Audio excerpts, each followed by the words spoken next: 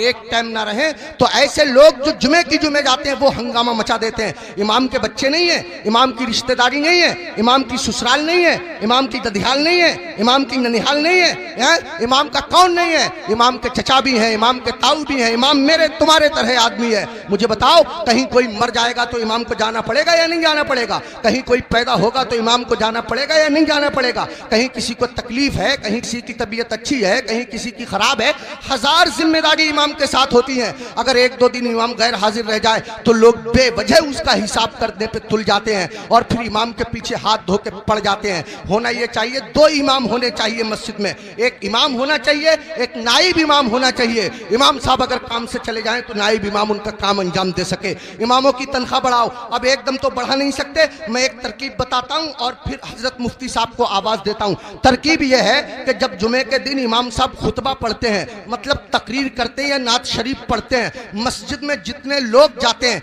अगर सिर्फ 10-10 रुपए से इमाम साहब का मुसाफा कर देंगे तो कसम खुदा की आपके पास से 10 रुपए जाएंगे, मेरी मस्जिद के इमाम साहब के पास हजारों रुपए इकट्ठे हो जाएंगे। इमाम साहब के बच्चे खाएंगे, उनके दिल से दुआ निकलेगी। देखो, अगर इमामों की तनख्वाह कम होती है तो नमाजें खराब होती हैं। आप कहेंगे कैसे? मैं बताता हूं आपको। इमाम साहब की तनख्वाह 4000, बीबी की दवा चल रही है 3000 रुपया महीना की, 100 रुपया रोज उसकी बीबी की दवा चलती है। अब कितने रुपए बच्चे उसके पास? 1000। उसमें गैस सिलेंडर भी है, उसमें तेल भी है, उसमें नमक मिर्च भी है, उसमें दालचीनी पत्ती भी है, सब दुनिया भर के खर्चे। आप गौर कीजिए, अब इमाम साहब मस्जिद के मुसल्ले पे खड़े हैं, नियत बांधे हुए नमाज की, अब पढ़ रहे हैं सुब्हानक अल्लाहुम्मा व बिहम्दिका व तबारक अस्मुका व तआला जद्दुक व ला इलाहा गैरुक। अब सुबहाना जब खत्म हुआ तो इमाम साहब मन मन में सोच रहे हैं, यार कोई मर भी तो नहीं रहा है, 40वां हो जाता, कुछ रुपए मिलते, खर्चा चल जाता, यार किसी की शादी भी तो नहीं हो रही है, निकाह पढ़ाने के लिए मिल जाता। इमाम साहब खड़े हैं मुसल्ले पे, सोच रहे हैं, पढ़ रहे हैं 40वां, खड़े हैं मुसल्ले पे, पढ़ा रहे हैं निकाह। कसम खुदा की अगर तुम लोगों ने अपने इमाम की तनख्वाहें माकूल रखी होती तो तुम्हारा इमाम जहां होता इमाम की नीयत भी वही होती, तुम्हारा इमाम जहां होता इमाम का दिल भी वही होता,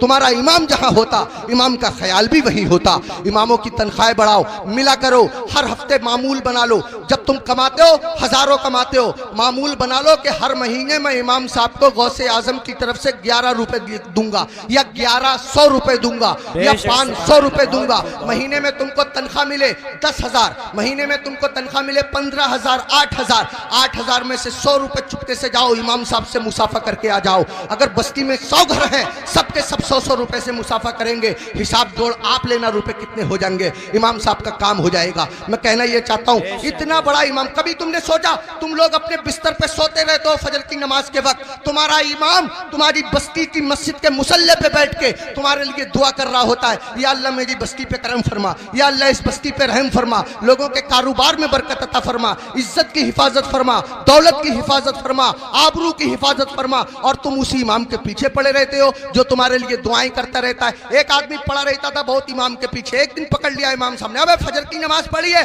बोला बिल्कुल पढ़ी है। इमाम साहब बोले कै रकअतें पढ़ी है? बोला 10। का फजर में 10 हो गए रे?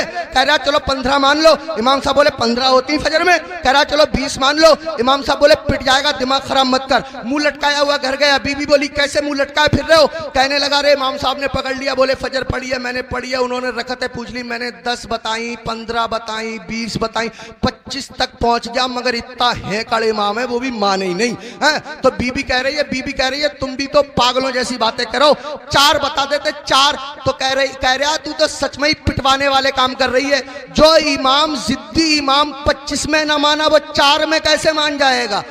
25 में माना नहीं, 4 में मान जाएगा। पिटवाने वाले काम कर रही है। इमामों के करीब आओ, इमामों का ख्याल रखो। जब खाना खाने बैठा करो इमाम को फोन कर लिया करो, हजरत खाना खाया नहीं खाया, आया नहीं आया, अगर आया तो क्या आया।